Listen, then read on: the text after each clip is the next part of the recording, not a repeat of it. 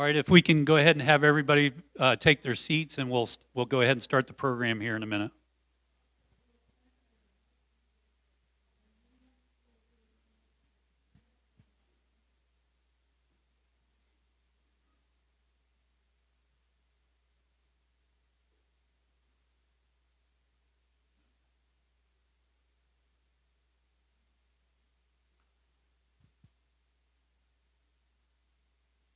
Okay. All right, I want to first just thank everyone for being here tonight. I appreciate you being a kind of active residents and really caring about our community and spending time with us this evening. I also want to thank the Sheriff's Department for being here, and then the Fire Department is also going to be here later today as well. And the first thing that I'd like to do actually is I'd like to take 2 minutes of silence. I'm sure a lot of you heard about the tragic incident that happened yesterday in Westlake Village to a 15-year-old. And I think it would be nice if we took 2 minutes and just in our thoughts for a second about him and to remember him.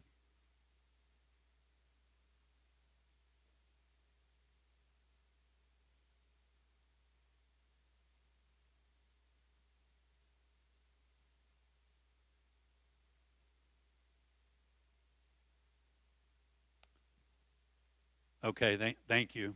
And so I want to say, first off, right off the bat, that I want to let everybody that's here know that the number one priority of this, of myself and of the city council, is the safety and well-being of our residents. And so I want everyone here to know that as we go into tonight. And that's why we organized the evening tonight, to have the sheriff and the fire department talk to you specifically so you can hear the situation right from them. And we organized this a long time ago, and so it's not like it's something that we just decided to do. So with that introduction, I want to go ahead and introduce Captain C2 to start us out tonight. Thank you.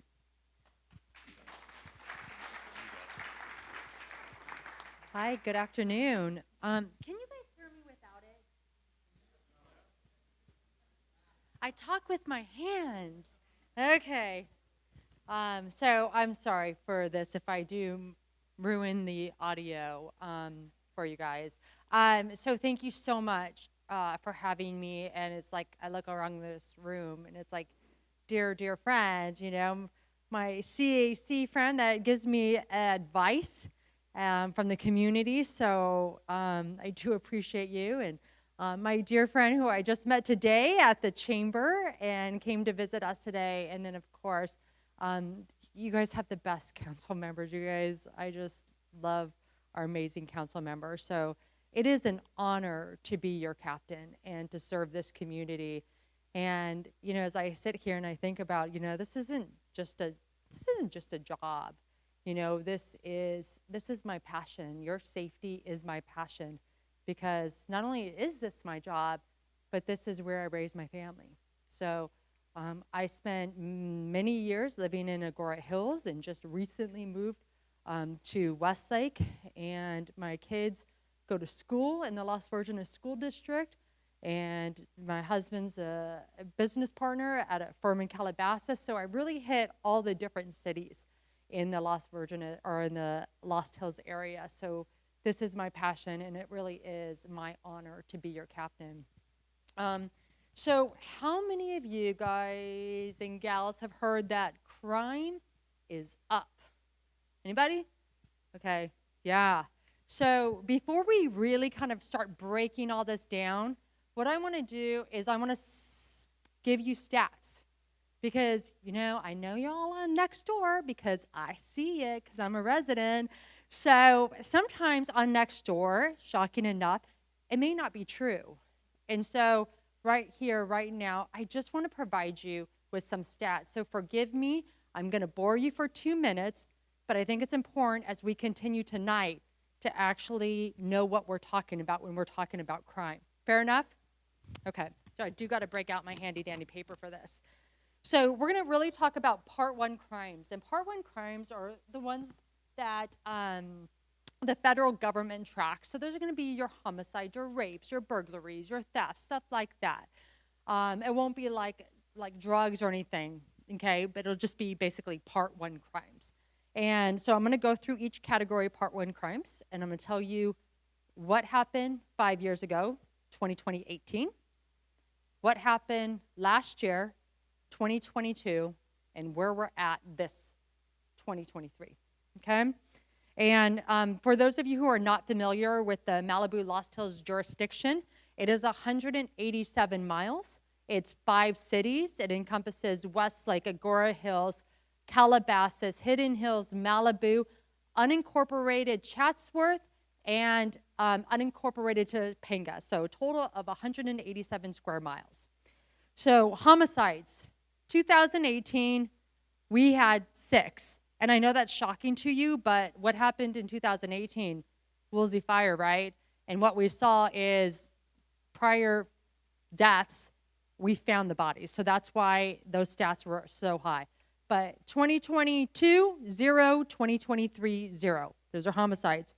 Rapes, 2018, 37. 2022, 27. 2023, we're at 11. So we're kind of somewhere around what we were about 5 years ago. Robberies, 2018, we're at 36. 2022, 35. And 2023, we're at 5 so far. So we're actually trending a little bit better on our robberies. Aggravated assaults, 2018, 73. 2022, 107, so we did go up. 2023, we're at 30. Burglaries. Now, this is commercial and residential burglaries. 2018, 340. 2022, 350, up by 10. 2023, we're at 76.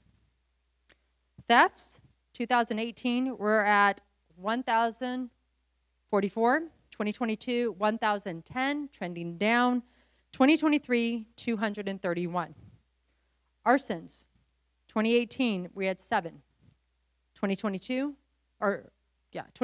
14. 2023, 1. So we are trending down for this first quarter.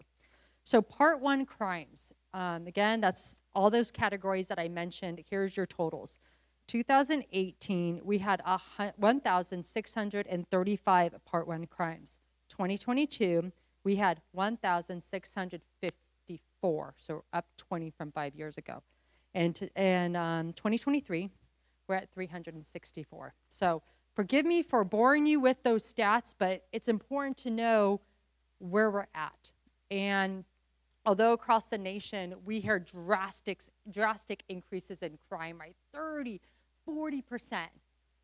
Right now, compared to 2018, we're down 6%. Compared to last year, which kind of part of the beginning of last year, we're still in this wonky COVID phase, like we're kind of in COVID, kind of not. And so we are at 10% higher than we were compared to this time last year. Now, I say that, but remember, behind every single one of those crimes is a victim. And that's what we can't forget. And that's why we're up here today. That's why you see so many deputies here, is because we are passionate about bringing our crime stats down.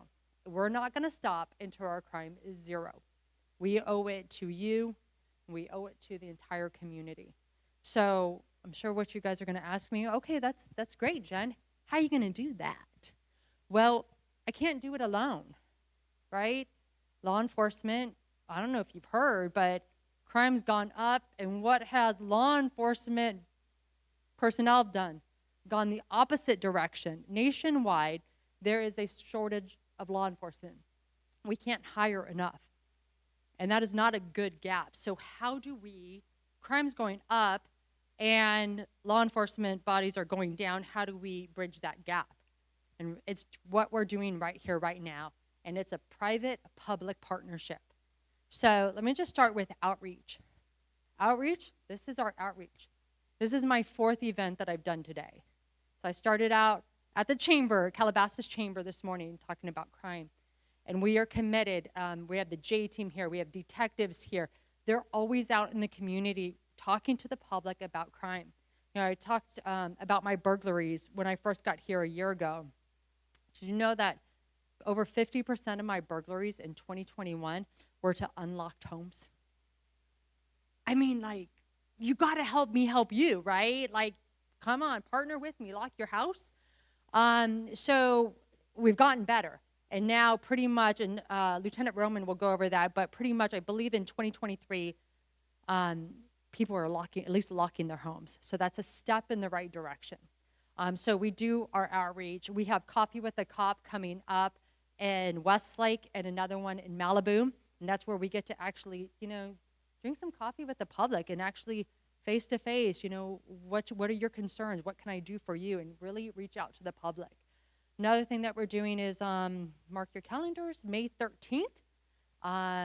We will be opening up our station to the community. And this is one of my favorite events because, not too many people actually get to go to jail and be able to just walk right out, and I'm going to give an opportunity for the entire community to come to jail, look at it, and be able to walk right out. But not only that, we're going to have our SWAT team there, our Aero Bureau, so you can actually see some of the tools that we use in law enforcement and actually get to know some of the law enforcement that serves your community. So please come on out. It's also a great Mother's Day gift. If you guys haven't found a gift, bring them to the station. It's great. And it's great for kids, too. We will have food trucks there and a magician, so please come on out. Love to see you all there. So that's kind of what our outreach is. There's a lot more, but those are some dates that we have coming up. So outreach. Now, enforcement, right? What else are we doing? Well, we just got motorized dirt bikes. So I know they are kind of cool. Unfortunately, I don't have a license. But we do have motorized dirt bikes, and you're going to see them patrolling the open space. And also we got 5 electric mountain bikes donated.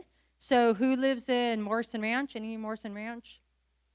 Okay, you may see us. And actually, I can ride an electric bike, so you'll definitely see me out there. So it's a way for us to patrol the open space because that's where the burglaries are happening. So each time we've had 2 operations planned, and it's rained on us each time. So hopefully the 3rd one we're going to win and be out there. So those are some kind of exciting things that are coming our way that we have when it comes to technology. Another thing we are doing is we're looking at technology for the community on our windows. So that's really how burglars are getting in now that they know that we lock our doors. Now they're just kind of smashing our windows, right? So they're entering the open space. They're going up usually to the master bedroom, smashing that master bedroom window in and out, grabbing some stuff in and out. So, and it's a couple minutes. So how do we stop that? And we actually, some of my team and I, we went down to Vegas and went to IASC, which is the largest law enforcement security tech conference in the nation. And we looked and spent 3 days there, literally vendor by vendor, looking at the different technology that we can bring back home, bring back to each of you. And something that we saw that was really cool is this tent that goes on your window. And it could be ballistic tent, but it also can be against anyone trying to break that window. And there is a company in Agora Hills that does sell it. So we're working. Oh, yay, they're here. There they are. Yay, I was hoping you guys would come today. So this is the tent that, not that I'm allowed to make any recommendations on any vendors, but the tent is really, really neat. And we were blown away by it, but it's a way to stop people from breaking your windows and entering your house. So if you get a chance afterwards, talk to them, they can go over the technology with you. So when we talk about technology, this sounds great. Again, it's a partnership, but I want to do more, right? There has to be more. So one of the business mall owners asked me, okay, Jen, I want to contract with you and I want law enforcement. I want to hire law enforcement for my strip mall. I said, can't do it. I don't have the personnel. I have beach team coming up and, I got to send my people down to the beach. Like, I don't have enough personnel. I said, but what I can do is, how about I give you 50 virtual patrol deputies for free? I'm like, ooh, I like that. I like the word free. So this is what we're working on now. And my amazing partner, tech guru, Brandon Painter, he's literally so incredible. I don't know what I would do without Brandon. He is a drone expert, speaks tech. At the conference, he actually translated for me because I had no idea what they were talking about. So, and then Roman Foss, our detective lieutenant, who's incredible. We are building a real-time and crime and disaster center. And so what that is, and we got funding, it was private funding. I literally had a person come to my station and say, here's $100,000. No, it was not made out to Gen C2, by the way, I promise you. But it was made out to our foundation and said, I believe in this. Here's $100,000. And then I have business owners in Malibu that are now raising $63,000 to build it. So I will have about $163,000 to build this. And Brandon and Roman and I spend many, many hours trying to build this center. We just broke ground yesterday, which is exciting. And so what this is it's going to be in our station, and it's going to be monitors on the wall. And people or entities with cameras, with certain cameras, can live stream them into our station. And yes, my advisory, I pitched this to the advisory team, and I was like, what do you think? So I'm glad you're shaking your head yes. And we've seen it in Beverly Hills. Their crime has dropped 30%. Now, we don't have $2.4 million. That's what Beverly Hills spends on their security. So we're doing it different. We're doing completely eliminating all grant money, all that other red tape, and it's really me and you. We're going to do this together, you guys. Every one of us in this room, we're going to do this together. And we're going to start with our businesses for proof of concept. We're going to start with our cameras that are already set up and start live streaming them into our station. And they actually put alerts, so if there's a burglary alarm at one of the businesses, which usually goes to a third-party security company, right? Then goes to the owner and says, hey, any problems at your company, right? And then if there is, then they make the phone call to law enforcement. I don't know about you, but I don't like that. I want to be notified immediately. And so this technology that Sergeant Painter is looking at will not only notify the third-party alarm company, but it'll immediately send an alert into our station where we can real-time start having deputies roll to the location, plus we can pull up the cameras in the real-time crime and disaster center. It's a game changer. We're shrinking our response time and making sure our communities are safe. And no, it's not spying, because those cameras are public-facing. And where those cameras are, law enforcement can be as well. We just don't have enough to go around. And so, and I know when I've given this speech before, people raise their hands. They're like, great, I have a Ring camera that's in my house and I want to live stream it. We're not going to exactly do that yet, but we're really looking at the schools. We do want to partner with our schools, especially after what happened 2 days ago, which was horrific. So we do want to partner with our schools. We had a clergy council meeting. We want to partner with our religious institutions. You know, I met with some of the rabbis, and they're like, please, please, we love this. So this is what we're trying to do. We're trying to be innovative. All the people from the Los Angeles County Sheriff's Department that are here today are not going to stand back and just watch this happen.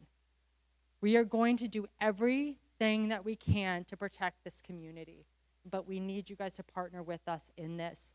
And so someone asked me earlier today about drones, so let me just touch on drones real quick. I am pushing drones. Right now, I'm pushing drones for not crime, just because I need to get my foot in that door. So I'm doing it more for lost hikers. Everyone can get around lost hikers, right? Anybody here for the Woolsey fire? Me too. And what about during arson watch? Wouldn't it be great to have a drone up to know, when we didn't have communications, to know which streets were blocked, so we can start diverting traffic a different way.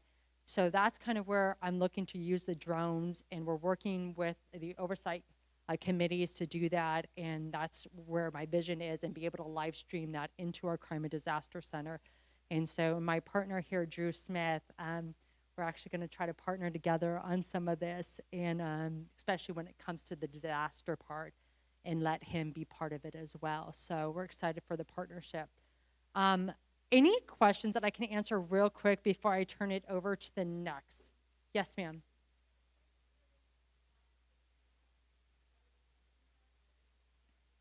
No, these are different.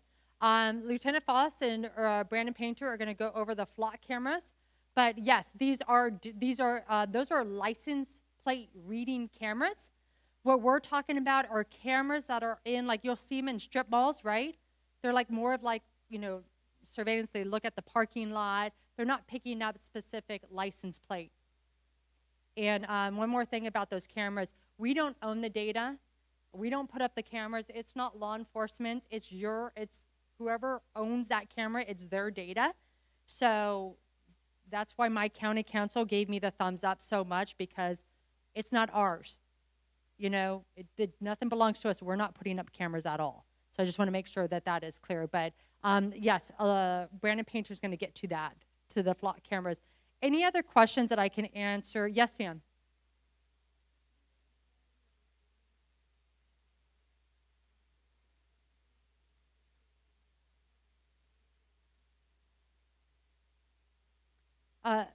And SoCal Edison is doing the same things with the drones. And that is one thing that we would do. We would coordinate that, just like LA County Fire has their drones as well. So each entity has their own drones. And yeah, so it would be a coordinated, like, I would never fly my drone without my partner from Fire knowing about it, and all my other entities, whether it's CHP, SoCal Edison, knowing about it. Yes, and another thing with the drones, we would be very transparent, and we would notify the community before we launch our drones. We want to be fully transparent of what we're doing and why we are doing it. I think that's important. So, yes, sir.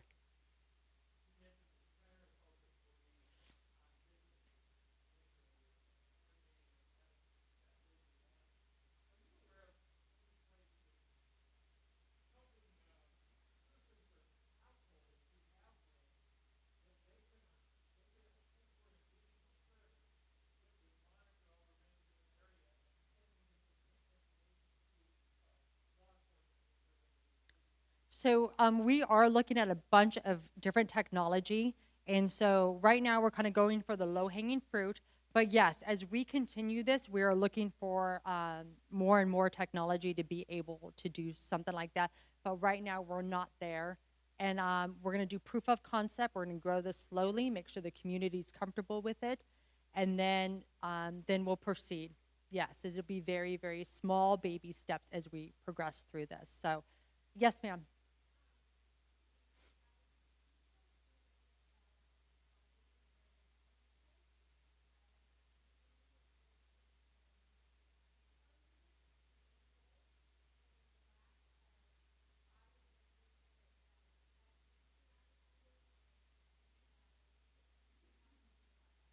I love your question so much. Thank you so much for that. Having just come from a different city, not in the Malibu Los Angeles jurisdiction where they're doing exactly what you're talking about. I will say that we have the best city managers I could even ask for. They are my partners. They are so supportive. Never once has any council member from this community, and I have 25 council members, never once, not one council member And not one city manager has ever talked about defunding us or removing us. It's all about how can we support you.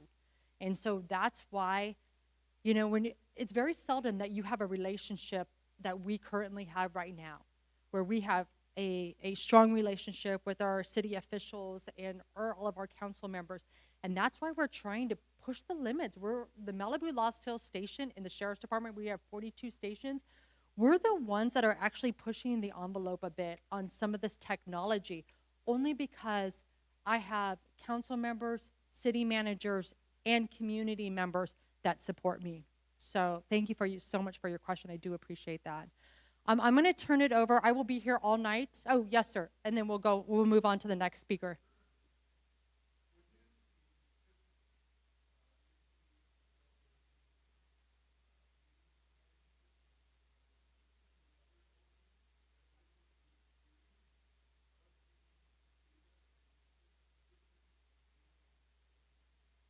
So I'm going to let my detective team, they're going to dive down a little bit different and talk about MOs and all of that, and locations and times and situations. I'm going to let the detective team kind of dive more into that. So, okay, and who's the next speaker? Lieutenant Roman Foss. You guys are in for a treat.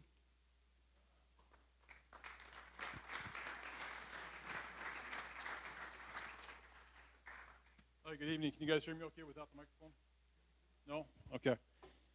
All right. Well, first of all, my name is Roman Foss. I'm the detective lieutenant at Lost Hill Station.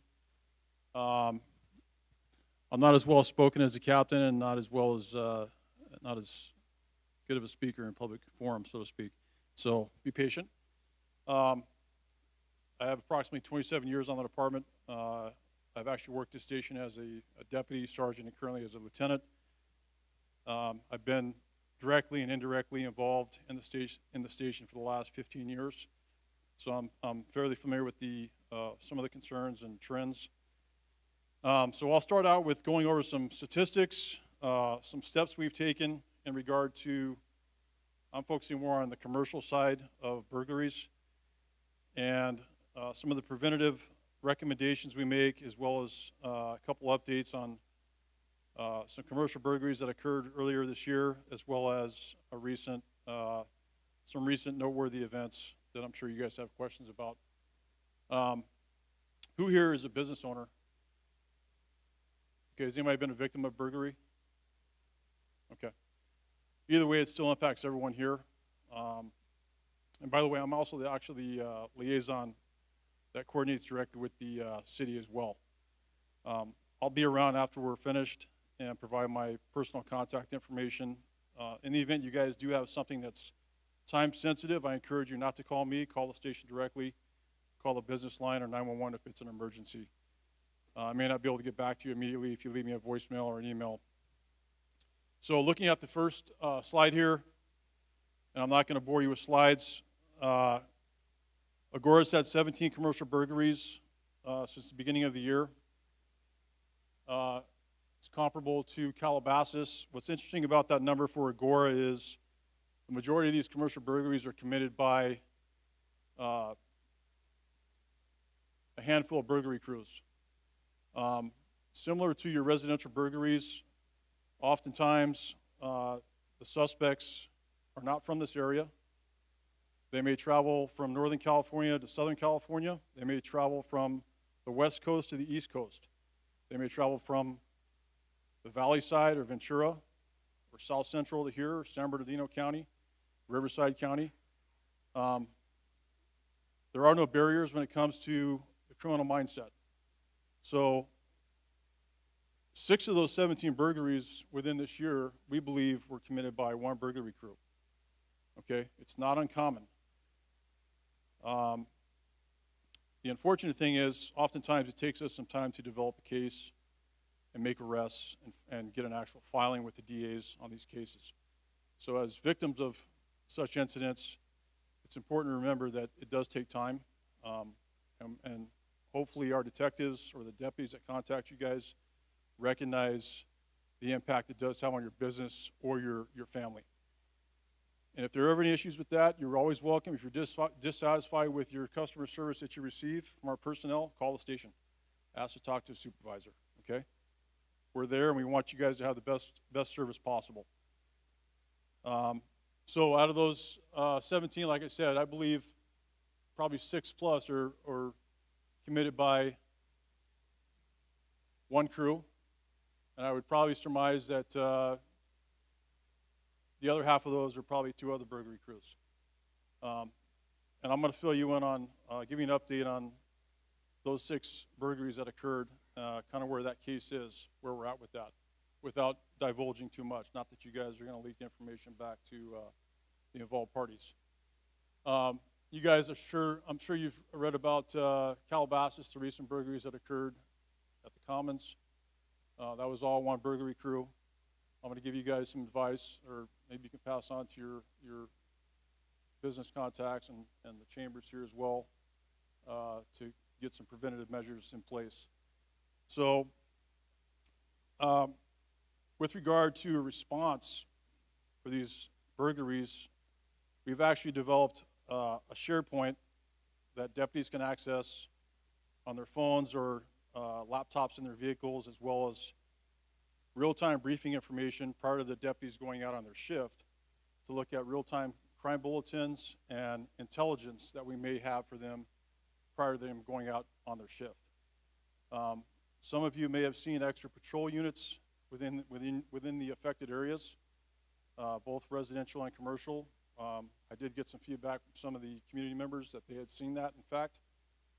However, we do have specialized units that are not always in marked vehicles. They may be in undercover vehicles, and that's on purpose, okay? And those are the real experts, because they have a lot of specialized tools that our patrol deputies do not have, as well as intelligence gathering that they can get a lot faster than we can get at our station level.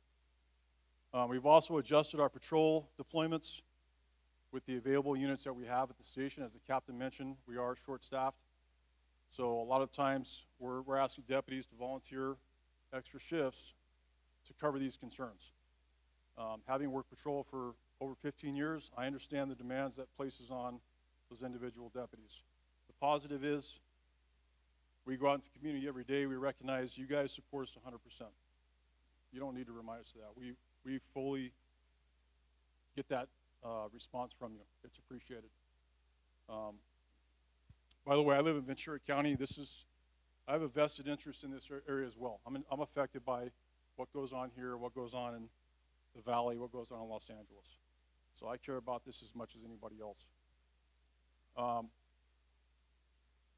We've also utilized our reserve deputies.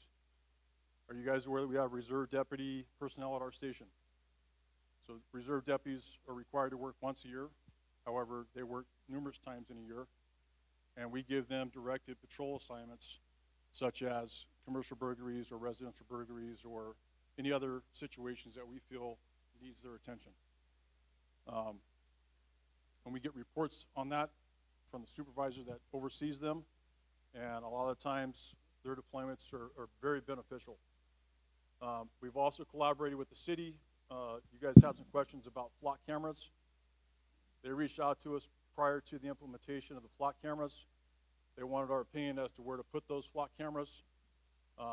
We had some of our personnel look at the locations in which they were considering, and actually we're still going to be in communication with them, because some of our deputies that are in the field every day believe that some of these could be moved in better positions to be more effective, more efficient.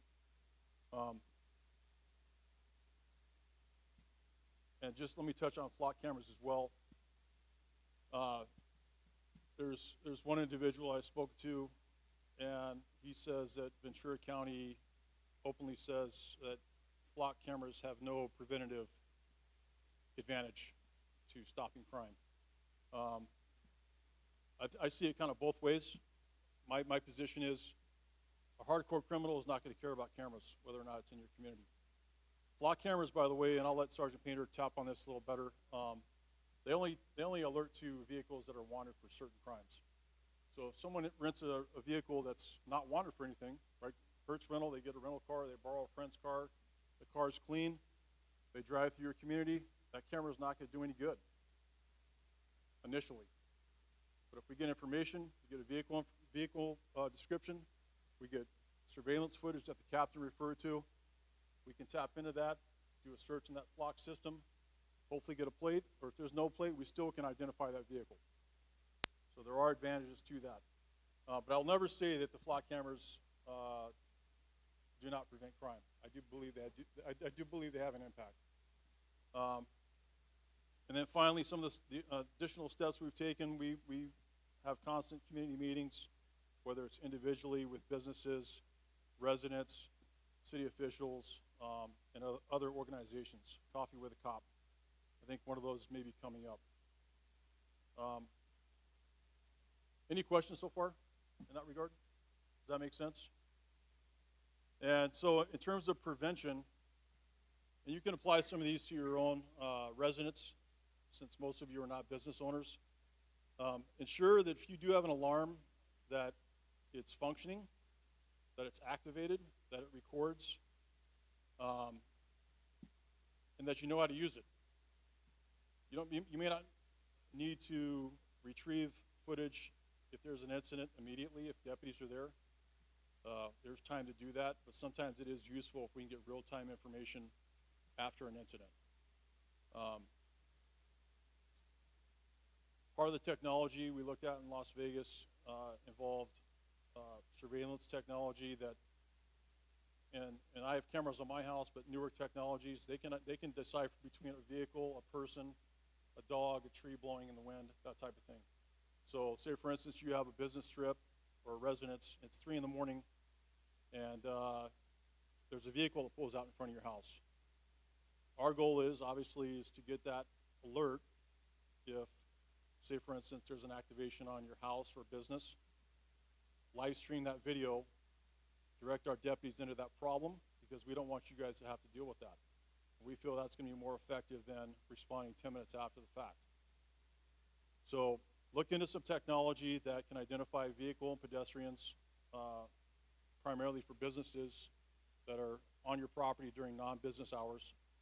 Make sure your property is well illuminated, so vehicles and suspects cannot conceal themselves on the property. Replace any burned out lights.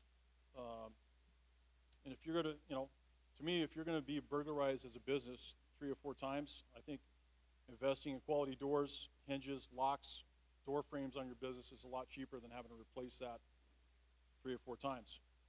And as the captain said, there is a vendor here with the anti-intrusion film that is you can apply to windows and doors.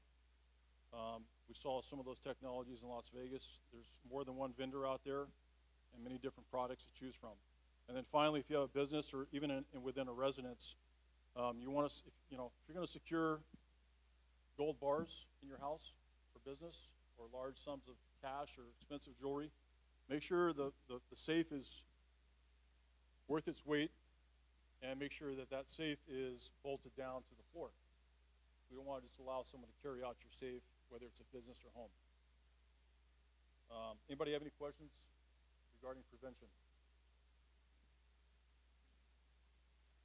And so finally, a couple of incidents. I'll cover the 6 or 7 burglaries that occurred. So as you guys recognize, you're here along the 101 freeway. It's a corridor. We commonly see, we'll get emails the following morning or the night of, Ventura County will get hit with a rash of burglaries. A girl will get hit, Calabasas, Woodland Hills, Studio City, and then a week later we'll find out that same vehicle, they were in San Bernardino County.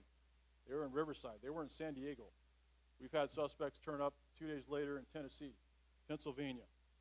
Okay? So the recent burglary in January, flock cameras actually did identify the suspect vehicle. It turns out it was a rental vehicle. Wood Ranch gets hit frequently. There's a lot of exposed windows and doors there, a lot of areas to hide and whatnot. Several other businesses have been victims multiple times. However, Flock was utilized to identify that vehicle. The same vehicle was in San Bernardino County, Hacienda Heights, La Puente, committing commercial burglaries. Ultimately, the vehicle was repossessed by the rental company that was rented from. Inside that vehicle were burglary tools and evidence to the crimes that were committed. Our detectives went out to that vehicle, recovered that evidence, which is currently being tested for DNA. Unfortunately, the DNA process takes time. It's a low priority case. There's also evidence that was gathered that connected a phone number to that vehicle, at which time we've obtained possible suspect information as well as obtained search warrants for cell towers. In the meantime, another vehicle was acquired by that individual, and a tracker's been placed on that vehicle, and other agencies are involved in terms of surveilling that vehicle. So it takes, like I said before, when I first started out, it takes time to build the case. We need to put those people in the act versus, you know, were they not there at that location? We know they were in this area. We have cell phone hits. We know the vehicle was there. Now these guys shift resources, okay? So it takes time. Ultimately, we hope to get a conviction on these individuals, maybe not in LA County, maybe Ventura County or San Bernardino County, which is another factor I won't get into tonight. Any questions on that? Yes, ma'am. Sir.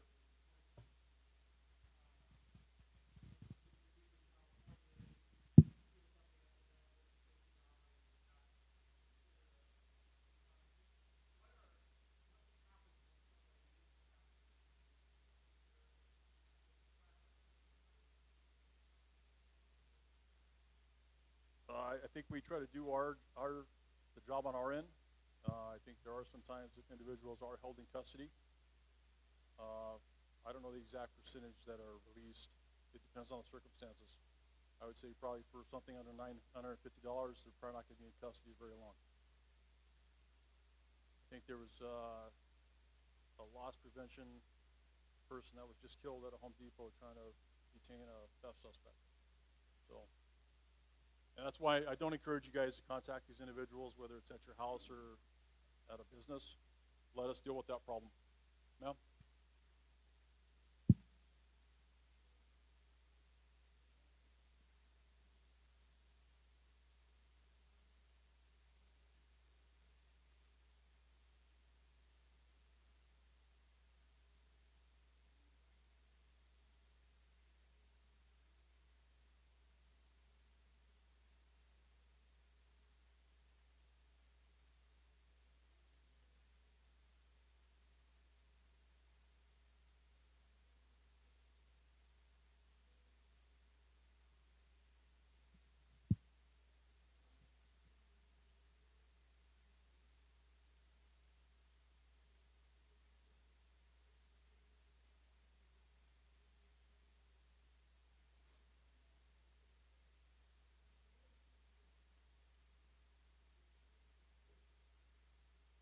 It is a challenge, and I think communication is important. I do know that there is workable information on that case. That case was handed over to one of our specialized units that has more resources than we have. It's one of the units that's been out here on surveillance before. You just reminded me all those businesses were window smashes, which goes back to the anti-intrusion film I encourage businesses to get some type of reinforcement on their front doors and windows. Unfortunately, you know, 6 or 9 months goes by, it's hard to kind of go back and be reminded to put that information out. You'll have my commitment while I'm in that detective spot to try to give some feedback and updates on some of those critical cases. That way you guys are a little more in the loop in regard to that. And I believe, yeah, like I said, I think Flock had a part in identifying a partial plate on the Commons incident as well. They have, I believe Calabasas has fewer cameras than Agora. Yes, ma'am.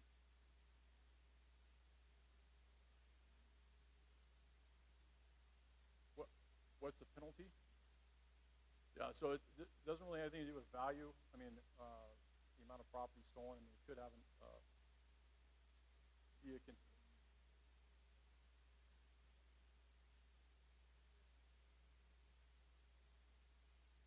I believe that's prosecuted as a non-violent felony, correct?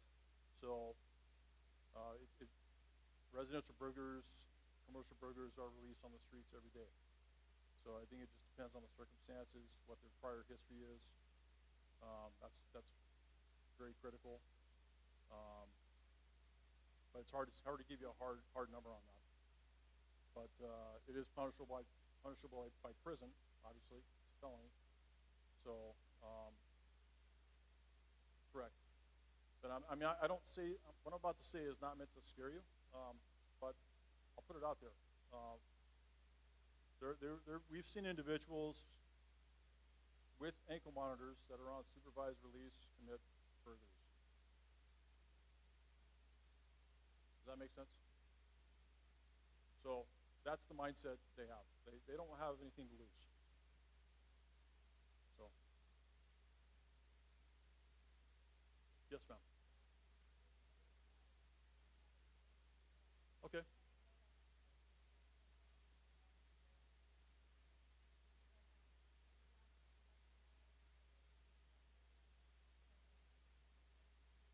Yes, ma'am.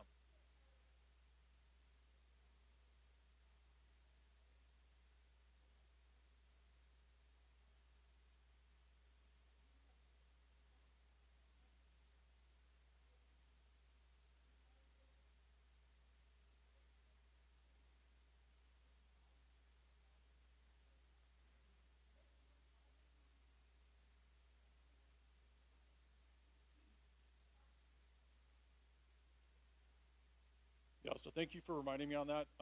So that was one of the incidents I wanted to discuss. It was a horrific incident. Um, I'm not sure the extent of the individuals that were injured. I don't believe anyone was injured outside their vehicles that could have been possible. Does anybody know? I think I think some of the vehicles were occupied. There were some minor injuries. I heard, and I haven't confirmed it, that female was released from Ventura County Sheriff's Department custody the day prior, behind maybe some identity theft charges. Um, but we're very we're very lucky that that didn't turn out more serious than it was. She may have had a history of mental illness. I haven't confirmed that either. But that is another big issue within our communities is mental illness. Um, I'd say the majority of the force we get involved in with our deputies involves individuals with some type of substance or mental illness concern. And then finally, just an update on the robbery that occurred at the city, I think it was Citibank. Yeah, so flock cameras had an impact on that. Deputies were actually responding to the alert. They get real, I'll have Sergeant Painter explain that further. Basically, they received notification that that suspect's vehicle was in the community. They were attempting to locate that vehicle. In the meantime, he came across a vehicle with a key in the trunk, based on the report that I read, and used that vehicle to go to Citibank, pass a note, and demand cash. He was already wanted for 2 robberies at Madera and Selma, California. He left that location, dumped that stolen vehicle, and then I guess he got back into the original vehicle, and then they ended up arresting him in Selma, where he was returning, I think a day later or day or 2 later. So, yes, sir. Mr. K.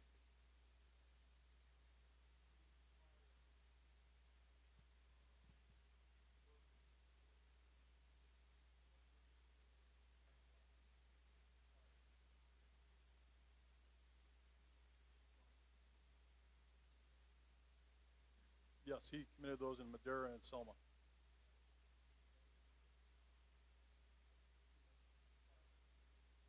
I don't know the time frame.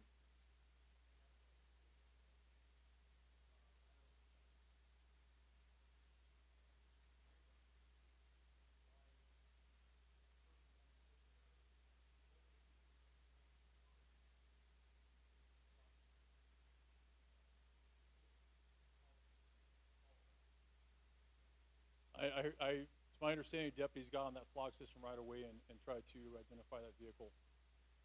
And basically, on a call like that, you're gonna have numerous units converging into that area to try to solve the problem. It's probably immediate. And I think you and I have had this discussion before. I can't give you an exact, precise calculation on the response. Are we referring to flock or referring to our?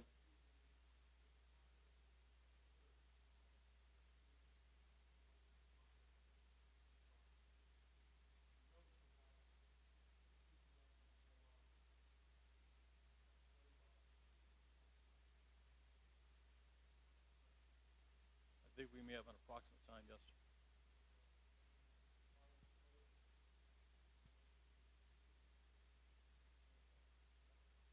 He passed a note, so it wasn't something, it wasn't an overt action on his part. People had no idea the bank was being robbed. No weapon. Nothing aware of.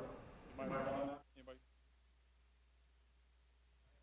See what you just said. He passed a note to tell her.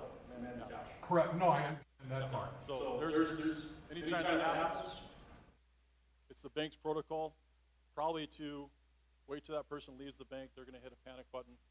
We'll be notified at that point. So there is going to be a delay. Has anybody put together the timeline from when the car was stolen from Grey Rock to when it got to Citibank and the burglary occurred?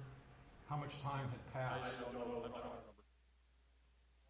Left Citibank when you stated that the flock played a role. How so? That's what I'm curious about. Flock played a role on his vehicle when he came into it. I believe it was at Reyes Adobe in Canwood where the vehicle was identified. No, before he stole the vehicle. His vehicle was already wanted for the 2 prior robberies. Vehicle that they came into the neighborhood with. I'm curious why there were 2 months prior to that there were 2 others I don't know. and they never caught them. I don't know if I can answer that. Anyone else? Comment. One of the things that, as being on the advisory committee, that I've learned in being there is the importance of coordinating with all of the other law enforcement in the area, Ventura, other areas, because sometimes a crime is done in one area than another by the same crew, and so you work together to find out where's the best place for them to be prosecuted, because some people can have enforcement that's stronger than other areas, and sometimes it's a federal as opposed to state. So you get to work with a number of different law enforcement agencies to deal with some of these things, and that's a real plus, I think, that we as a community need to be aware of. So we share information weekly, if not daily, with surrounding agencies. And there are times when certain jurisdictions do take a case that we've assembled because they've been victimized by the same suspects. They'll put it all in one package and prosecute it in their jurisdiction because their overall prosecution system is a little more guided towards punishment. So, and by the way, can I just show this last slide? I forgot this slide here. And basically, these commercial burglaries, they occur primarily Mondays and Fridays between 1 in the morning and 5 in the morning, generally speaking. So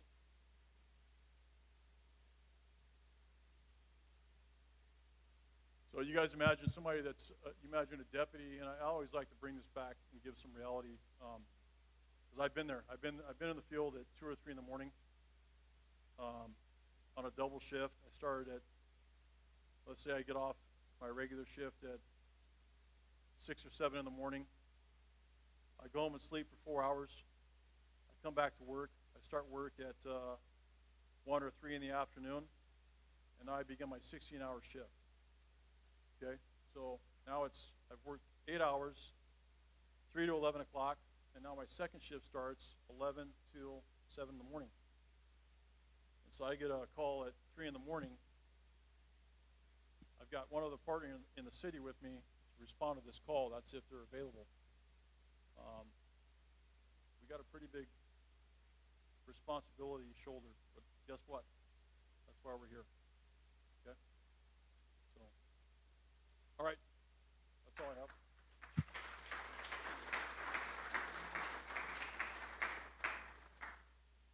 is my partner, Sergeant Brandon Painter. He's also part of the Detective Bureau. Hello. All right. My name is Brandon Painter. I'm a sergeant assigned here at Lost Hill Station. I'm currently assigned to the Detective Bureau, and I'm going to talk to you guys about ALPR cameras. You guys have heard the word flock or the name flock. I'm going to kind of tell you what those are and how it is we use them. ALPR cameras are what are automated license plate reading cameras, and we use these. This is a technology we've been using in this city as well as the surrounding cities to kind of help us identify people who are committing crimes as well as investigate them afterwards. They kind of work in twofold. He kind of touched on it a little bit. And the first way is they send us real-time alerts to either our desk or what will be our real-time crime and disaster center for any vehicles that are wanted for a felony. Okay, so it's not going to tell us if you didn't pay your registration or if you have a traffic ticket. But if you have a felony want for your vehicle, it'll send us alert. So let's say someone does commit a robbery up in Salina or Selma or wherever it is, they can put that into the system. It sends us that alert, and then we can send resources to that area and hopefully catch that person. The second way we use this is investigations after the fact. And this is what we've seen a lot of success with. Okay, it takes a picture of your car, your license plate, and then after the fact, if let's say there's a burglary and someone tells us they left in a blue car, we can go and say, during this time period, show me all the blue cars that came through here. Then we can kind of narrow that down through other investigative leads, and then hopefully figure out who it is that is committing these crimes. This system's governed by state law. It's not something that we can just go in and start randomly searching for anyone. Can't go see if Sergeant Aarons has been driving through here. I have to have an investigation. All of this is audited and basically monitored and governed by law. So this is one of the technologies we're currently using and hopefully going to implement along some of the other ones that are kind of helping us solve the crimes after they committed.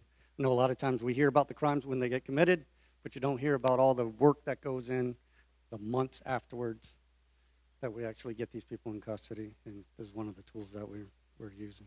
And the Flock is one of the vendors that we use. So, anybody have any questions? Yes, ma'am.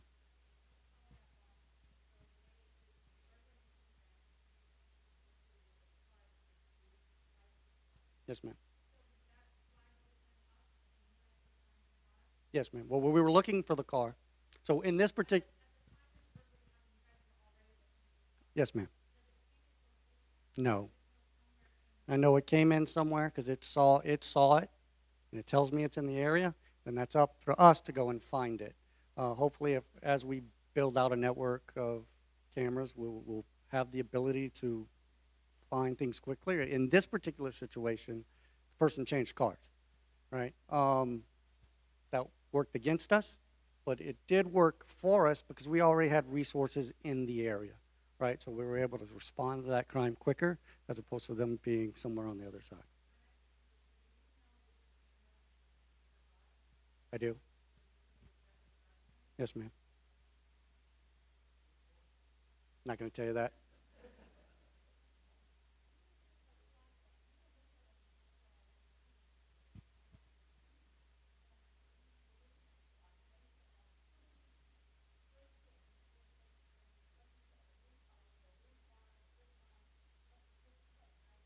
If they drive to, let's say, Thousand Oaks and the flock camera over there picks it up, they're all connected. So you can go, okay, it was here, now it's here. Yes. Correct? All right. So yes, that's one of the things we do allow to do it. So that was kind of like investigation after the fact. It allows us to tie, it gives us evidence when we have to go to court and tie multiple crimes together. So crimes that we wouldn't have normally associated as being all the same people committing it, it allows us to kind of tie that together. One of the examples I can give you is from the Commons that were having people followed home and robbed at gunpoint afterwards. I think one of them happened here in Agora Hills. Another one happened over in Calabasas, but they all originated over there. We were able to use these cameras after the fact to tie these person into committing both of those crimes. Where we would originally only had evidence of one crime, now we have evidence that they committed both. Not versus just, like you said, a petty burglary. It helps us with providing the DA's office the information they need to prosecute. All right? Ma'am, I said, as long as it's not George Gascon, right? not allowed to comment on political matters, but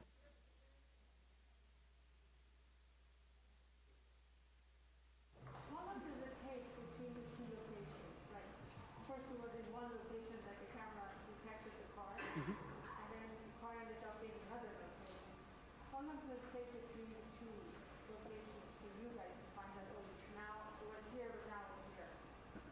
I'm not following. How to explain this? In which incident? Are you talking about a specific incident or? Like the city bank, Okay. How long did it take us to figure out?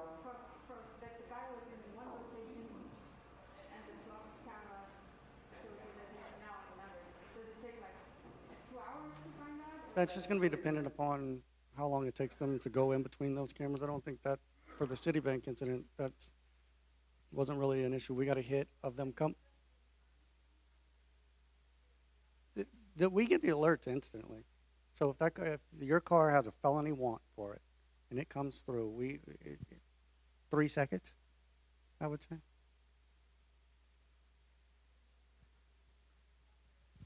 Lucky because the person reported that their car was stolen at the same time this was all going down, and then you guys were putting the pieces together? Yes, ma'am. Normally people don't realize their cars are stolen that quick, but yeah, that did allow us to kind of put the pieces together a little bit faster than what we normally would, because normally it takes a while for people to report. Vehicle was in the area Yeah. before you carjacked? Yeah, we were aware it was in the vehicle or in the area before they committed the crime. We were looking for it, and then, hey, go over here. I think so. We've had a tremendous amount of success with not necessarily like responding right away. We've had success, but what I think, because I work in the detective bureau, so obviously what I see is the amount of success we've had after the fact in identifying people we normally would not know who they are. It's been tremendous for us. it's totally off subject, but I was wondering, how much man-hours is involved in investigating cars that were burglarized overnight? Depends on the case. It depends on whether or not we have an investigative lead, okay? So a lot of times, we will get a case where someone's car gets broken into, and that's literally all we know. Your car got broken into. Nobody saw anything. They didn't get picked up on any cameras, nothing. We can print your car. We can test it for DNA, things of that nature, but if none of that comes back, what it is, there's nothing for us to do. Reading the sheriff's blotter and they talk about leaving things like jewelry and laptops and credit cards and things like that in the car. Most of the time, when we are seeing cars getting broken into, it's one of two ways. In residential areas, they will literally just walk up and down the street, check door handles. First one that's open, they go in. It's one of the ways we see. The second one is people leave their purses or their bags or whatever else in plain view. They just walk by, smash the window, they're gone in 15 seconds. So I would say lock your car, hide everything, make yourself a harder target. I don't keep anything in plain view, and I yell at my wife if she leaves anything too. So.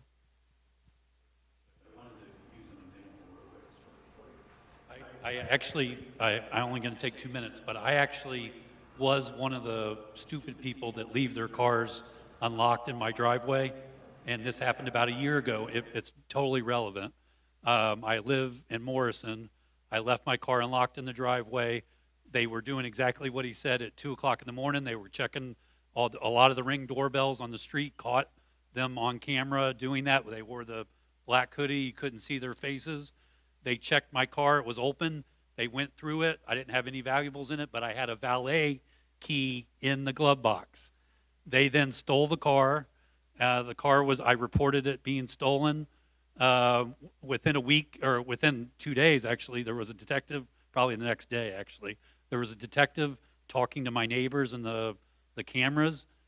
Within 5 days, the flock camera down in San Diego flagged the car. They immediately went to the location where that flock camera was. They got the car, and the car was then returned to me. It was a little damaged, but it was returned. But so I'm a good example of what not to do. So I just wanted you, and also to give the example of how the flock cameras actually do work and help solve crime. So I just wanted to give that example. So sorry, Sergeant, I had to do it after this.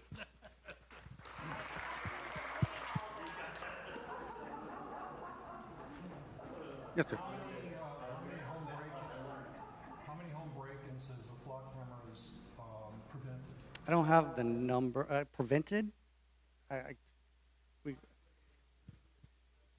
That's not a matrix. I don't think we can measure. I don't think we can really measure what it does prevent, because if a crime doesn't happen, we don't know about it. I will say we have had more success in commercial areas when it comes to flock than it has in residential area, and that's simply because of the nature of the crime. They tend to park away, hike in open spaces on foot, so not too often do we get vehicle information to be able to go and search, but it has been successful. It's just not as frequent. Home camera systems that they're monitored, that they can monitor, that alerts them, Mm-hmm. and they see someone penetrating their property, or even worse, inside their home, and they make a call to the Lost Hills Station, and they say, "I see someone in my home." What actions do you take? We're going to send someone over what we would call Code 3, which is an emergent response with lights and sirens. Right off the bat. Yes. If alarm occurs through someone for a home alarm, that's going to be a different measure. That could be anywhere to an hour. So we respond to alarm calls at a routine, which is anywhere up to an hour to be there. So anytime we get an alarm call, it goes to, like my captain already explained, it goes to an alarm center. They call you, then they call us, and then it goes to a deputy who may or may not be in their car. It doesn't get voiced on the radio. And then, so it takes a little bit.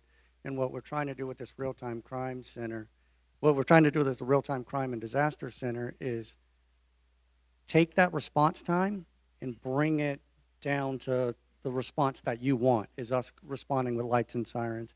And one of the technologies that we're looking to use is, it's not just going to allow us to, like, let's say you don't want us to look at your cameras all the time. We're not going to be able to do that if you don't want us to, but if an alarm pops up, it'll give us access to your camera during that incident, and then we can cut it off afterwards. That's one of the things that we're looking to be able to do. A homeowner can share their cameras with Lost Hills? Not yet. We're hoping to be able to do that sometime in the future, and we're probably not going to be looking like in the interior of anyone's houses, but Security cameras, such as the one I'm using, that does actually have that service. yeah. No, any camera that is capable of streaming via real-time streaming protocol to a third party, we would be able to do it with.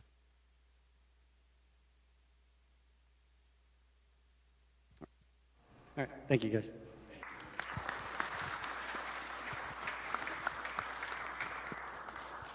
Hello, everybody. I'm going to introduce myself real quick. I'm Sergeant Aarons. I'm newly appointed as the traffic sergeant for Lost Hills Station. I'll give you a little background on myself. Can everybody hear me okay? Is the mic okay? Okay. I started out here at this station in '98 as an explorer. So I've been here pretty much that entire time. So as an explorer, what I wanted to do. Yeah. Gotcha. But now, there we go. That's better. So I did a bunch of ride-alongs with deputies, learned, what the job was about, decided that's what I wanted to do, became a deputy sheriff. I did end up going to another station first to train. I went to Palmdale, and then I came back because this is pretty much my home station. I was here as a deputy for 8 years or so, and then I got promoted to the rank of sergeant. I went to another station. I went to Lancaster, so back to the AV. Was up there for a little while, and then I came back to my home station. So this is my home station. This is where I plan to be. You guys are very, very near and dear to my heart. So if there's a problem with traffic, I really want to know about it. So I'm going to start off by actually giving you my station number. That is a direct line to my phone number. So if anybody wants to copy that down, I'll give you a minute to get that. It's my direct number. It's area code 818-878-5555. Again, that's 818-878-5555. If I'm not there for some reason, I do have a voicemail. Please leave a message for me, and I will return your call. I answer calls constantly throughout the day. I even check them sometimes at home. I might not be able to get to you until the next day or so, but I will call you back. And whatever your problem is, I will try to help you resolve it. Yes, sir. James, first name, Ahrens, A-R-E-N-S. Oops, I think you dropped some stuff there. You're good. So that's right off the bat. So, and actually we had something the other day where somebody had called me about an issue that was on Liberty Canyon. There was a stop sign that was erected at Liberty Canyon and the 101 freeway exit. As soon as I saw the incident or the what was going on, I immediately said, okay, we need to get on this now. And actually I had them take him down that same day because basically the striping wasn't put on there, so people were running the stop sign. It was a major hazard. We were going to have a crash, and I wanted to get on it. So I wanted to make sure that you guys understand that I will get back to you, and I will, do the best I can to help solve the problem. So anyway, I was going to go over some statistics, but I'm not going to do that unless you guys all want to. You guys can hit me up later if you would like, or you can ask me questions on certain statistics. So basically what I'm here to talk about is more preventative measures that we're doing at Lost Hills. I'm sure you're all aware of, especially during the weekends, there's cars that come into our area. Some of them are souped-up cars or motorcycles, things like that, and they go into the canyons and they kind of use that as their personal drag race or personal racetrack. We have a overtime that is basically granted from the Board of Supervisors strictly for that. It's called Operation Safe Canyons, and what we're doing is we basically send units out there. They don't get calls. They just go out there and they look for the speeders, they look for the people doing wheelies, they look for the people doing racing, and we're trying to, get that resolved as quickly as we can. It's going to be an ongoing problem, but as more and more that we enforce it, the more the word will get out, maybe they'll go somewhere else. So that's one of the things that we're doing. We also have a dedicated motor officer that is dedicated to the city of Agora. He mostly works day shift. However, I'm having him work some nights and evenings so that way during the rush hour traffic, so that way we can try to mitigate some of that incidents that are happening during the rush hour time as far as like speeding, running stop signs, people in a rush to get home, that kind of thing. The other thing is we have a dedicated DUI car. He doesn't get any calls. He just gets, goes out there and try to find DUIs. And we have a lot of, bars and restaurants and things like that, which is great, but people need to drink responsibly. So, and unfortunately, it doesn't always happen. So we have this person that's out there during those times where the DUIs are mostly out there, and he's going out there to try to find them. So the other thing that we have is, there is a public service announcement video that our J-Team deputies did recently. I think it was sometime in December or so. It's more kind of directed to teens who are driving and how to properly, pay attention, buckle up, don't smoke or drink or anything like that while they're driving. So we are trying to do things like that to obviously get the word out there. Be responsible, do the right thing, look, left and right when you're crossing, and just be a cautious driver. One thing I'm actually trying to look into, and I don't know if I can get it back up and running. It used to be through the schools. It's something called the every 15 minutes program. Does anybody know what that is? So if those that don't know, basically what that is it's where law enforcement, fire department, and other entities get together with a school, and they put on I think usually it starts like a couple days, or maybe it's even the full week, where they pick some students, and it's like every 15 minutes, basically, somebody's dying because of a DUI, right? They're trying to get to the students because, when they go out to party during the weekends or prom or something like that, they might end up drinking, and then they might get behind the wheel. And obviously we want to get through to them so that way that doesn't occur, and we want to make them, think or take some other alternative route, right? So I'd like to try to get that back into the schools. I don't know if we can, but I'm working on that. Yes, ma'am. So I think that has to do with the school, but again, I'm trying to work on getting that into play. I mean, that's part of the reason why they did the public service announcement video recently, but I do want to get that back into play. Right. And I don't know if that has to do with the school not wanting to do it or something along that. I'm still working on that, but I would like to get that back into program that we do on a regular basis. Whether we go to another school every year or something like that. But anyway, that's one thing that I'm working on as trying to be since I'm the new traffic sergeant in the office.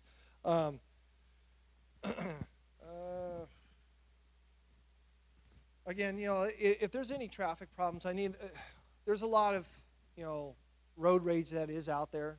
I just suggest to you, just be a good witness. Get a license plate, jot it down, or honestly, I have a dash cam for my car, and I encourage all of you to get one of those dash cams. It'll help protect you in the long run if an accident does happen in front of you. It shows the officer, they can look at the video and say, okay, yeah, you're completely not in the wrong. Because a lot of times with crashes, there are one side and then another side, but there's no witnesses. There's all these people that drive by, but they all have another agenda. They all have something to do, so they don't stop necessarily. So anything you can do to try to help mitigate that and try to minimize, that, okay, well, whose fault could it have been? Could it have been this way? Yes. Based off their statement, could that have happened that way? Yeah. Could it have happened the way that you're saying it? Absolutely. Now we look at the evidence. Okay, do we have any evidence that actually shows, okay, which way is the fault going to go? Sometimes we don't have enough evidence to determine, right? So in that case, we have to look at, okay, the whole totality of everything. I understand what this person's saying. I understand what this person's saying. And probably somebody's not always being truthful. But at the same time, we have to base everything off the facts, right? So whatever you can do to try to minimize that, dash cam, that kind of thing, that would be great. In the road rage kind of scenarios, don't engage. Don't engage the person. I wouldn't suggest you follow them. Just be a good witness, get a license plate, pull off, call us, and we will immediately come out. And that goes for pretty much everything. I mean, be a good witness for even the crime stuff, right? You don't want to put yourself in that situation. I mean, nowadays there's a lot of people out there that are really desperate, or they're really don't care, right? So we don't want you to get in harm's way. So be a good witness. Once you get the license plate, turn off, pull over, call 911. We'll come out and we'll take the report. And especially if we have a license plate, we have a lead to follow, right? And then also, if you're out in the community and you are seeing something happening, don't just assume that somebody else is going to stop and be a witness for you or for that person, right? Be a good witness. Again, provide your information to that person or to law enforcement, and then we can hopefully, maybe based off of the information you provide us, we can possibly go and track down that person. We do have hit and runs that happen. And those are things that my detectives are working on as well. And with the flock system comes in, anything you guys can do to help, the community as a whole, as well as obviously yourselves, I would highly encourage you to try to do that. Yes, ma'am. You mentioned street racing on Mulholland. So yes, Happening on Haynes. yes. Well, and that's part of what Safe Canyons is. That's part of what Operation Safe Canyons is. So it covers pretty much Mulholland, Canaan. We have stuff on Stunt Road. We have a lot of issues on Stunt. I'm talking about Canaan. I live in Fountainwood, which is across the Yeah, okay, yeah. And I'm hearing it in the middle of the night. Yeah. Not every night, but Okay. once in a while I'm hearing it. And if you ever have any of the information, like a license plate or anything like that, please give me that stuff. Yeah, okay. I mean, sometimes when they're few and far between, it's really hard to target stuff like that. But It was north of the freeway. oh, I see what you, okay, I got you. But anyway, we do have deputies out there, and I do try to get extra patrols. I mean, I'm constantly sending out the emails to the deputies. I'm always going to briefings, telling them, hey, this is where our issues are, you know. And so I'm trying to get the deputies to go out there and enforce, as well as I'll go out myself. I mean, I can throw on a vest and a gun belt, go give out citations if I need to. I mean, it's all about trying to make the community better, right? So, I forget what else I was going to say, but anyway, that's pretty much, fatals. So the captain talked about those drones, right? So recently we actually had a fatality that happened on Las Virgenes Road at Lost Hills Road. This happened over the weekend. We all know that with any type of investigation, especially if a fatality, the road's going to be closed for quite a good period of time, right? We're trying to work on getting a system to basically make the roads open that much quicker. And part of that is what the captain was saying with the drones. There's programs that could potentially map out the collision scene that much quicker. And we're looking into that and potentially getting the roads open that much faster. I mean, it also, you know, depends on, you know, the availability of, if there's unfortunately a deceased person at the scene, the availability of the coroner and stuff like that to get to the scene. But sometimes we are the ones that are keeping the scene closed for that much further because we have so much stuff to map out and document. And that's the reason why the roads are typically closed, because it's an ongoing investigation. We want to make sure we get all the pieces of evidence that we can find to help us in potential prosecution if there is. Other than that, you know, that's pretty much what we're working on back here. Does anybody want to hear any statistics, or is it? No, I didn't think so. Yes, ma'am. Yes, ma'am. We are facing a box. So if retired, we spend half the time at home. So we observe lots of illegal parking, should I? Absolutely. Give me a call. Give me a call. Let me know the times that these are going on. And I mean, if it's a violation that occurs when I'm not there, I can't cite for it. However, I can potentially, if it's an ongoing thing, especially if it's an ongoing thing, I can run the license plate. If it's a local person, I can go to their address. I can knock on their door, and I can basically say, hey, this is what's going on. We're getting complaints. I can have a deputy, you know, even post it up down the street and look for those type of incidents. I think it's a stolen car. Oh, okay, yeah. When you see stuff like that, basically, if you see something, say something. Call the station. It doesn't have to be, you know, the traffic office or anything like that. You can call the direct line for the station and explain to them what's going on, and we'll send a deputy. And the deputy, you know, will come there, and they'll most likely run the license plate, verify that the plate belongs to that vehicle, is associated VIN number, and if the plate and all that matches, and there's nothing wrong with it, then obviously they're gonna go their way. They might tag it for 72 hours, which means like in 72 hours, if the car hasn't moved, we can potentially tow it. But that's, you know, that's usually like worst case scenario. Okay, that's what we're going to end up doing. Otherwise, you know, if there's something like a stolen car, then we're going to get it off the road. Have you called the station? Okay, so, okay, well then, all right. So what they need to do is they need to tag it for 72 hours, and you can ask them to instead of just issuing a citation, make sure that the deputy tags it for 72 hours, and then we have parking enforcement, their community service assistants that work at our station. They'll go out and they'll tow the vehicle after 72 hours is up. The problem is, though, is if the vehicle stays there for a certain amount of time and then they move it, we have to start that all over again. Okay. Yeah, you got my number, right? Okay. Give me a call and then leave the license plate number on the voicemail, and then I will go out there tomorrow, or actually I can talk to you after this. Okay. Yeah, we can go tag it for 72 hours. If it's current, then I can't really do a whole lot, you know, if it's legally parked. But again, I can tag it for 72 hours, and if 72 hours is up and the car hasn't moved, then we can tow the vehicle. Okay? Who else? Yes, ma'am. Yes. This isn't exactly traffic, but, it has to do with, the stretch of the road between Liberty Canyon and Canaan. I don't know if anybody has suggested to the city that they have no parking on Agora Road because the bike lanes on Agora Road are so narrow anyway, and if you get 2 or 3 bicyclists or sometimes more than that on the weekends that are traveling together, it really is quite dangerous because if you've got traffic coming both ways, you really can't go swerve around them. You have to either slow down or Okay. they tend not to. I'm not sure, do they actually have bike lanes over there, or is that a shoulder? Okay. I'm trying to picture it, because I know what you're referring to. I'm trying to remember if that's an actual bike lane or if that's a shoulder. Typically, if there's no shoulder, then the bicyclists have to ride as close as practicable to the right-hand edge of the road. Massive research on it, but I know I can look at it, too. cars that are parked along there that bicycles have to go around and then, it's, I just think it's a dangerous situation. Yeah, and I'll evaluate it. I'll go over there. I want to say that that's a shoulder. I can't remember if there's a bike lane over there. If there is a bike lane, then we'll address it, and I can talk to the city about it as well, and we can see what the best solution would be for that.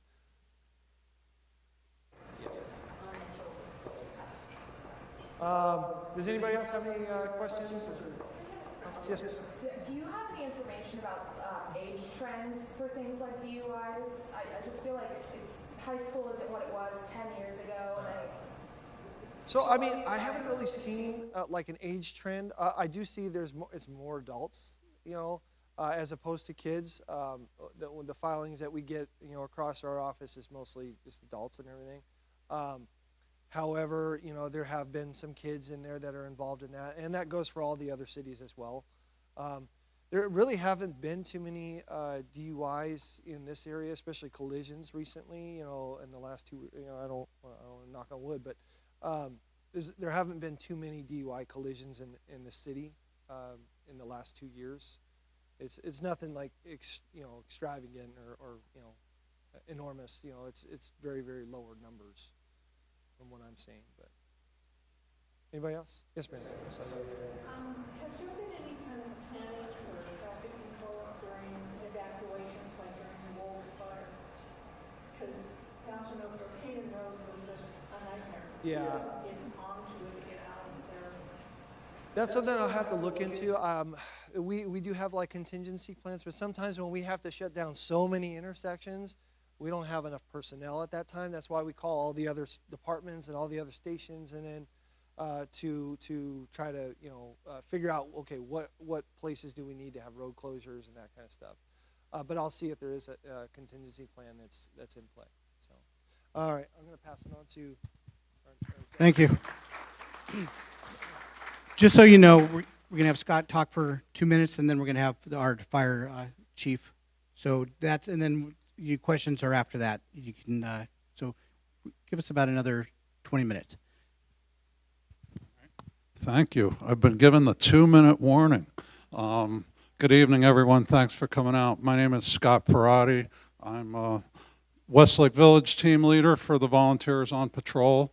Give you just a really quick overview of what we do. We serve, our program is a joint program between the Sheriff's Department and our respective cities. I also serve on the Captain's Advisory Council with Terry Paulson. We're basically our mobile neighborhood watch when we're out on patrol, if I had to summarize it into one line. A few years ago, one of the reserve deputies that lives in our cities just flagged me down to say hello, and he said, "Oh, you're out driving the banner around." And that's a simple concept, but it's a really important one because we're just out for visibility through the shopping centers, through the neighborhoods, the parks, as a crime deterrent. The other thing that we do is we work events at the request of the deputies, so concerts in the park, races, city celebrations, Halloween, July 4th. And we work regionally. As a matter of fact, over on the wall there, the Malibu team leader, Mark Russo, is there. Guy Blake is the Malibu training leader as well. So they've been over this side of the hill to help on certain events. And we've also gone to others. I've worked the Great Race and Reyes Adobe and other things. So, but the most important thing is we need volunteers. We only have a few of us. It's great that you all came out tonight and have an interest in public safety. One of our recruiting flyers says, get up off the couch and come help us. You know, we have an application process, background check, and then we will train you, ride-alongs, other activities, get people out. So if we had more people out, that's better for public safety. You all have an interest in public safety because you're here tonight. So if you'd like to volunteer, please come out and help us out, whether you're in Agora Hills or Westlake or whichever city. We can use volunteers in all the cities. The time commitment is flexible, both in terms of how much time you spend and when you spend it. And we could certainly use more people out and use the help. So hopefully I didn't run over 2 minutes, but that's the quick synopsis. So. Okay. Give it to Chief Smith. Thank you, Scott. Well, I just wanted to start by saying thank you for being out here. I need to work the room a bit. That's just my personality. And so I just wanted to start with a big thanks to our law enforcement, our Lost Hills Sheriff Station. They're the best in the business, and we couldn't do what we do without them. And so with your county family, which is a huge component of law and fire, I would be underselling if I say I talk to Captain C2 weekly, and I'd be overselling if I say I talk to her daily, because it's probably a combination of both that we communicate, because we both have the life in our mission statement, and the public safety endeavor is important to us, and this is what we have a passion for. So I want to talk about some emergency wildfire preparedness. I didn't put together this PowerPoint, by the way, but this is me. And so I am the basically the fire chief for the cities out here. So I'm an assistant fire chief. I've been with the department for 35 years. I am a third generation growing up in this area person. So I have hometown attentiveness in this piece of real estate all through this beautiful valley is where I grew up, and my parents grew up, and my grandparents and my great-grandparents grew up. Next, please. So we also serve the 200 square miles through the same as Lost Hills. So this just shows some of what Battalion 5 looks like and what we have. So we have quite a robust workforce. So this is just one of the components that we have with our 2 fire camps as well. One of those is an air attack base where we keep our helicopters during daylight hours, but they're multi-mission aircraft, so we can fly at night, given the weather is good. Talking to Ready, Set, Go. Is anybody unaware that we have a wildfire problem in the Santa Monica Mountains? Is that a news flash to anybody? Okay, so with your fire and law partners, there's good and bad with this. We're good at it because we get to exercise that best practice and we have lessons learned. And I know Woolsey is a hot topic with everybody. It is for us too. Could we have done better? The answer is yes. So where do we go from there? We take what lessons learned and we move forward. So when Mother Nature is angry, we get completely outpaced with the fire environment and the environmental conditions that we're faced with to combat fire. But with that being said, on the Woolsey fire, 250,000 people were evacuated in an advancing fire front of 14 miles wide that moved almost 200,000 acres. I'm here to say, as devastating as it was and how it impacted everybody's lives, that challenge of that life safety component of 250,000 people in an advancing fire front is done nowhere else in American fire history, I can tell you that. And that's because of the partnerships that we have, and combating the fire is a completely different challenge. So how do we get into Ready, Set, Go? And that's preparedness. We want to look at several elements. One of those is defensible space. In most cases, your fire does not get enveloped by fire, but from an advancing fire front. It happens with ember cast and the receptiveness around your home. So we look at how to harden our home. These are new practices. Okay, I'm going to ask a question here. How many folks in the valley here, the Conejo Valley, let's just call it, remember in the 60s and 70s, or even 50s, 60s, 70s, how many people had wood shake roofs? Kind of a bad plan, so things have adopted changes. So look at building standards, building practices, And we know that the dynamics of hardening your home is going to be different in Agora Hills compared to Topanga, compared to some of the unincorporated areas. The challenges are different based upon roads, access, and the vegetation that's around. Next, please. So as we get into our defensible space in that program, it starts in the inland side here, May 1st. And then as we transition to the coast, it starts June 1st. Why those dates?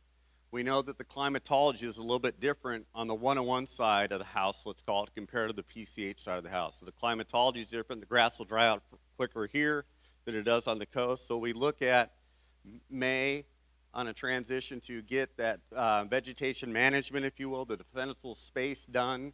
So we look at that so people can do and be prepared so we get into what there is a prime wildfire season. And that's when the grass is dry, Mother Nature turns off the sprinkler system, and we know that we transition into those fall days when we have those Santa Ana winds, because that's our fire regime here, is under those Santa Ana wind-driven fires. Next, please. So I know everybody's home looks like this, but this actually is on our website. It gives you great information on what the expectation is. And some new legislation has gone through, some new laws will be coming in, and I know that it's disrupted some people's homes and how their landscaping is, but scientifically and data showing having that ember-resistive limited component around your house within the first 5 feet saves structures because of the ember cast, it getting onto whether it be your pool floaties, your lawn furniture, or your Italian cypress or the vegetation that's around your home. That's what enhances the ability to fire to destroy your home. So there is going to be some different challenges with that as we transition into good manicuring of your landscape. This is just a demonstration of some hardening your home. These are vents, ember-resistant vents, usually at 1/8 of an inch or less on that screen that's double screened. It lets your attic vent. There's some good vendors that do that, so that's just one component to hardening your home on an attic vent. So we've talked about hardening your home, ready, set, go. What does that mean? It doesn't mean, hey, get ready, think about it, set, I'm going to procrastinate and go, that, okay, it's never convenient for you to leave. But the big picture, I want you to think about time. We need time to come in and do the property structure defense mission. We need the roads that are relatively open. We need to organize with our law partners on a traffic control plan. And when people leave too late, when we're in the go phase, you have to think of time. And the time is where the fire starts, we give an evacuation order, and those evacuation orders, we forecast that the fire has started, it's going to transition across the landscape, and we need to account for the amount of people that are in an area with a manageable traffic plan for people to get to a safer location rather than being in their homes and jeopardizing their safety being on the road system. So I want you to put time as a critical value, and we know everybody's going to be inconvenienced. However, really put your preparatory measures in place on being ready and being set, and then when you need to go, you go. Next, please. There's some great resources that we have. Ready, Set, Go program. We have the Emergency Survival Guide. All this is available online on the Los Angeles County Fire Department website. All these resources are there. I don't know if anybody has a smartphone here or has the internet and all that good stuff. There's really no excuse today not to be informed, but you need to be informed with credible information. So rely on your sources for credible information. Next, please. So, no, is there any creatures of habit here? No, nobody? Okay, everybody takes a different route home or somewhere else. Know your road systems. Say, ooh, I don't like this. Ooh, there's a lot of rock on this canyon road. I might want to look at big roads, different areas that you can leave and navigate to get to a safer location.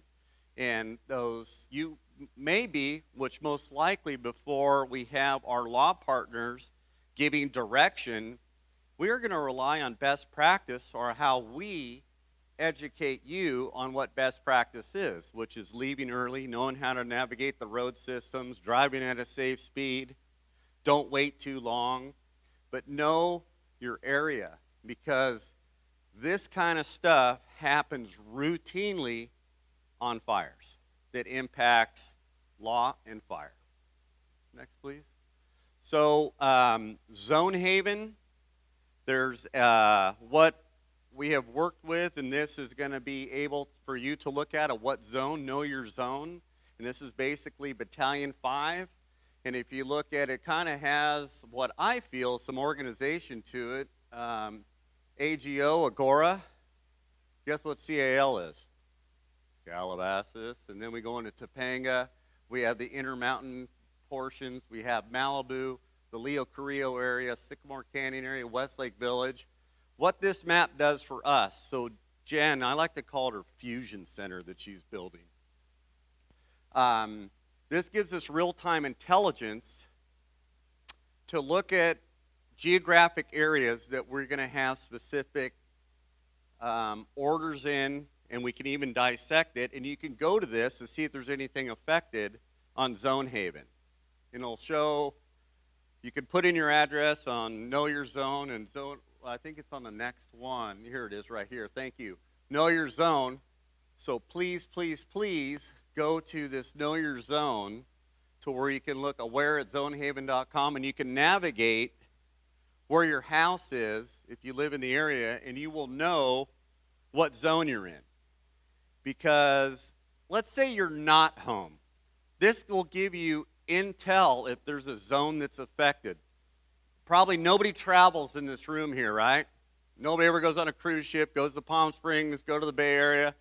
Well, if there's something, you go, ooh, I'm watching the news, there's a fire in the Santa Monica Mountains, you can go to the Zone Haven and to see if there's anything lit up that has any specifics behind what kind of intelligence it is. It is not an alerting system, it's a messaging system. And it basically gives us, fire and law, and Office of Emergency Management, geographical boundaries rather than us saying, hey, we want all the evacuation to go north of, south of, east of, west of.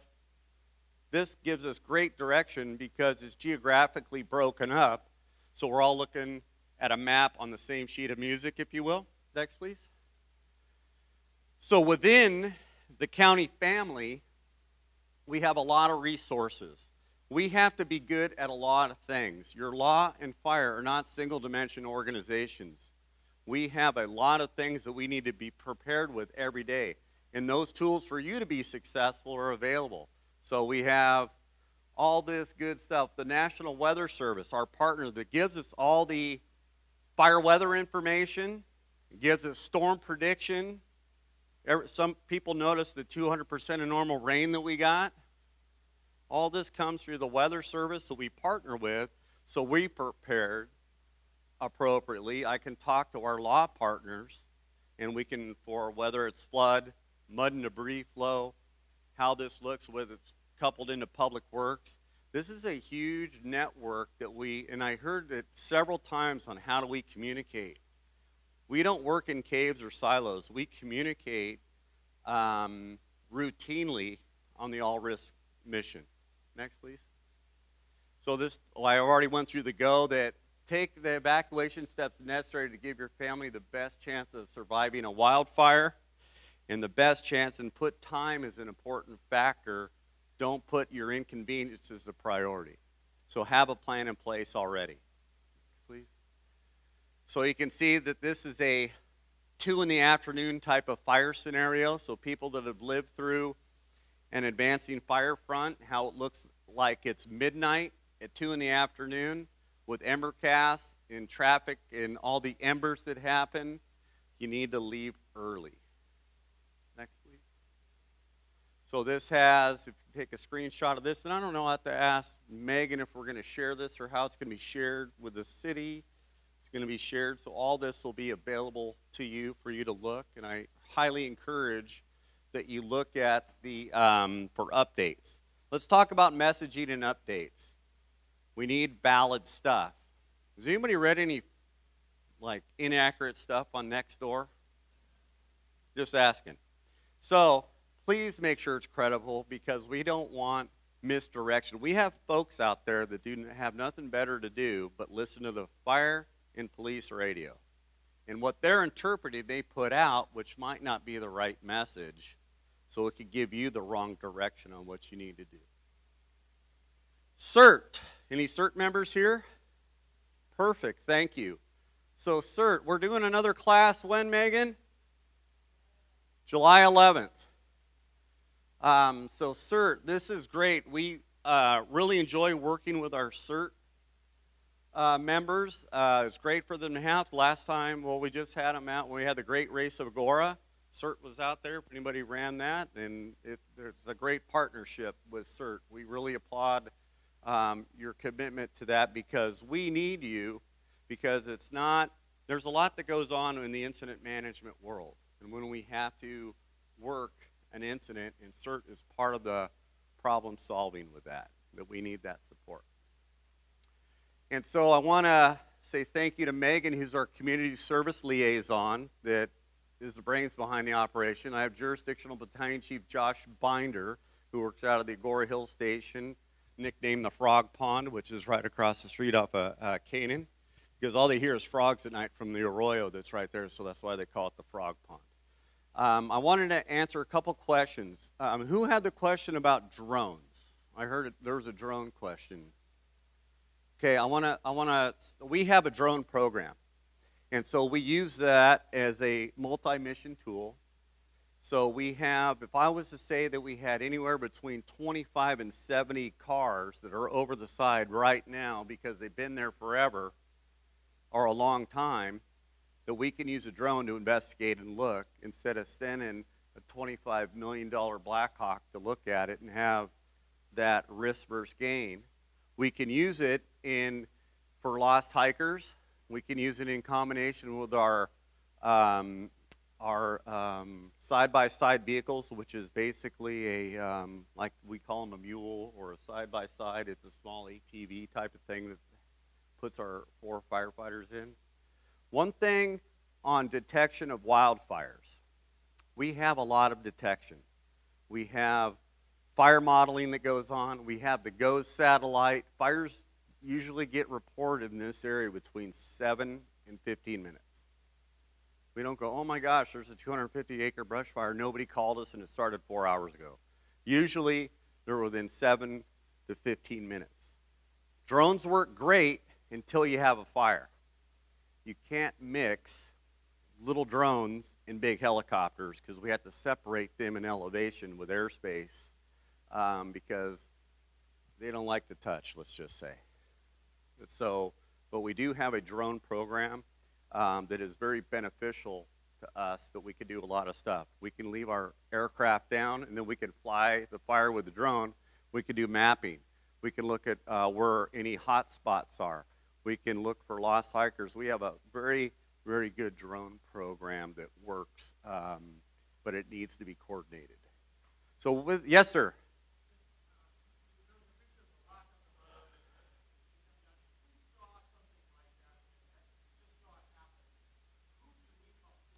(911). Guess what they do? They field what it is, and if we don't show up or law doesn't show up, you dialed 611 instead of 911. So no, yes, call 911 and we will direct it to the right stuff, and you will get fire or law there, guaranteed. Don't get out and touch them. They hurt, and you won't know it. So yes, that is a great question. Thank you. 911 for everything, and they'll field who needs to go. Yes, sir.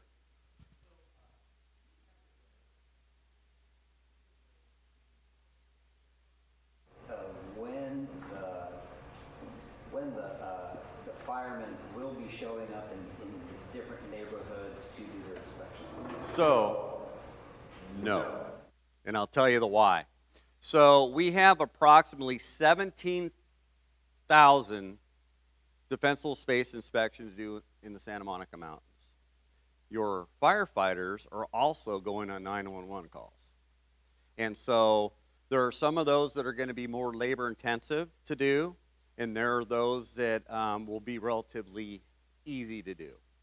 So I cannot say, but you can go to your jurisdictional fire station and said, I want some personal attention, I want to meet you at a certain time, you may get stood up because they might get a call, I'll tell you that, but they will do that for you. If you want their time, because not everybody answers the door, other people work, and so we will go and do our due diligence, and we're not going to be hopping over fences and all that good stuff. We're very good at what we do. But you can go to your jurisdictional fire station and say, I'd like you to come to my house because I want you to walk through this with me, and we will do that.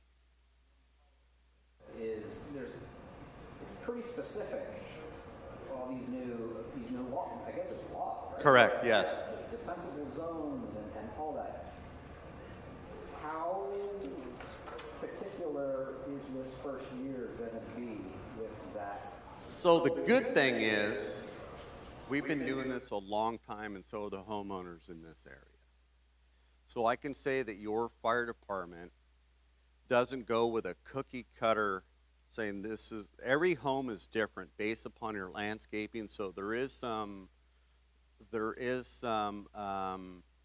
oversight on that by the firefighters that go out there and inspect, because every home is different to where we're going to need to give direction. So every house is really different.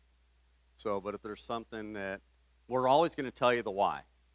It's not going to be just because that's the law. We're going to say, hey, this is why. You shouldn't have this Italian cypress, or you shouldn't have this dead standing tree that's within 20 feet of your house. It's either A, going to fall over because it's been dead for years and it needs to be removed, and it's a fire hazard, and there's a lot of, we're going to explain that to you. Great question. This particular inspection is going to take place to this standard. Is there going to be some leeway in people correcting? In other words, the letters that we got were a little generic and not very explanatory. Some people are concerned that they're going to be fined. We're going to work with the homeowners because we understand there's a lot that's a big ask.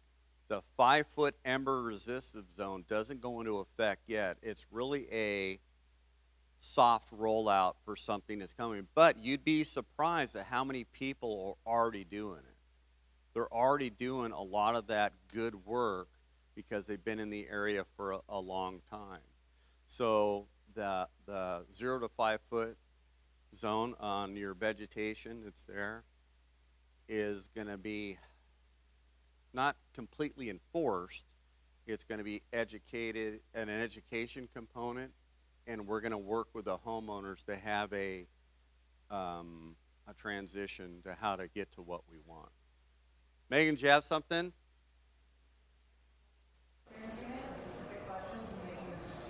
Right, so that's, we have a brush clearance unit that is dedicated to this, and that then they can answer that specific question. It's still going to go back to, we'll take and give you the personal attention to make sure that we give you what you need.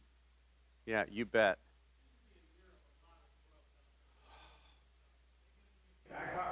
What's your dealing with preventative in terms of just the growth amounts in this region? So, yes, banner year. So, one of my other hats is I'm the Department Fire Behavior Analyst, so he just opened up a can of worms for another 2 hours that you're going to be here, but I'll keep it quick. So, we still have the same vulnerabilities whether we get 5 inches of rain or we get 25 inches of rain. For our how many, so who's lived in the area at 30 years or greater? Okay. I'm going to ask a question. How many large fires have you seen in the absence of wind? I'll help you. I'll help you. So, yeah, so we have relatively little to no large fire growth in the absence of wind. We have a lot of fires that get between 5 acres to 250 acres in the absence of wind, but we don't have the same fire dynamics as we do when Mother Nature turns on the fan. So will we get a lot of initial attack fires? The potential is there. But remember, we live in a human element type of fire frequency. We need a human intervention. It's not like if we go into Northern California where I can tell you exactly the time and the windows that we're going to get fires based upon lightning activity. Here, it takes human intervention. So do we always have the same set of vulnerabilities? The answer is yes. Do we have a higher vulnerability this year? Yes, because we have grass that's triple the size. So when we have fine fuels, which is the grass that's green, and then it's going to transition and turns purple, then it turns brown. Thank you. It turns brown, that we do have the higher potential for initial attack fires due to a small start.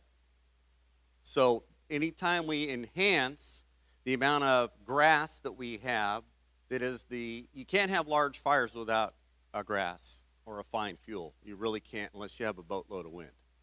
So we do have a higher probability for initial attack fire to transition to larger fire growth this year based upon those grasses that we've had because we're at 200% of normal. Yes? Ooh, where do you live? You're probably talking to Paulo Camado Canyon. Oh, okay, yeah. Mm-hmm. Uh-huh.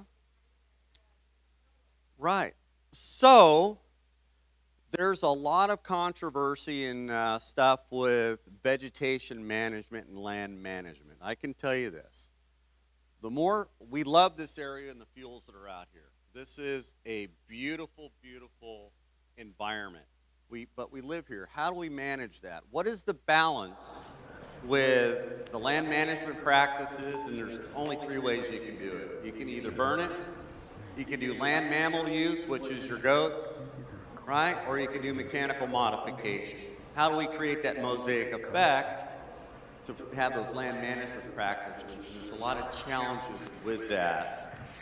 But I can say that lighter the fuel loading, the less destructive fires you have, and fire frequency that you have in these intervals will do more damage to the landscape because you could have type conversion based upon fire frequency. But that is a practice. It's just challenging in Santa Monica Mountains. Great question. Yes, ma'am. The red boxes that we have around the city. Beacon boxes. Do you have a key? I need one. No. I can. So those beacon boxes are going up in the Santa Monica Mountains, and it's a practice that has mapping systems. So the intent is that if you have outside agency resources that show up, they have the ability to go into this box that shows a series of map products that are in a geographic area relating to where that box is. So if you're in a certain neighborhood that has a box, it's going to show the boundaries within where that box is located. It's not going to give you, if you live in Fort Hill, this box is going to show you something at Point Doom. It's going to be specific to that neighborhood. So it's just an enhancement. The days of having a Thomas guide is really gone. We use a lot of Avenza products and stuff. The technologies we have for us to be good and know geolocated of where we're at for your law and fire is really, really good. There's also thumb drives in there that they can put in their mobile data terminal or their computer that's on their fire engine. They can download that right then and there. We have the ability to put a QR code in there. If the incident has, which we will generate maps, we can use that QR code to send it to different units. So that's an enhancement for that situational awareness, if you will. Great question. Deputy Nam, we good? Thank you. Appreciate it. Oh, okay. Thank you. I'll close this out, and I just want to, we got to give a big hand to both the Sheriff's Department and the Fire Department for great presentations. So thank you very much. And I hope you see how close that we're working together. The city is involved in all the stuff that was discussed, the evacuation routes, the beacon boxes. A lot of those things are basically partnership with the fire department, with the police, with the sheriff, and the city. So again, We prioritize your safety, and we want to continue to make sure we keep everyone safe here in Agora, and I want to thank you for coming tonight. Have a great night. Take care. You got it.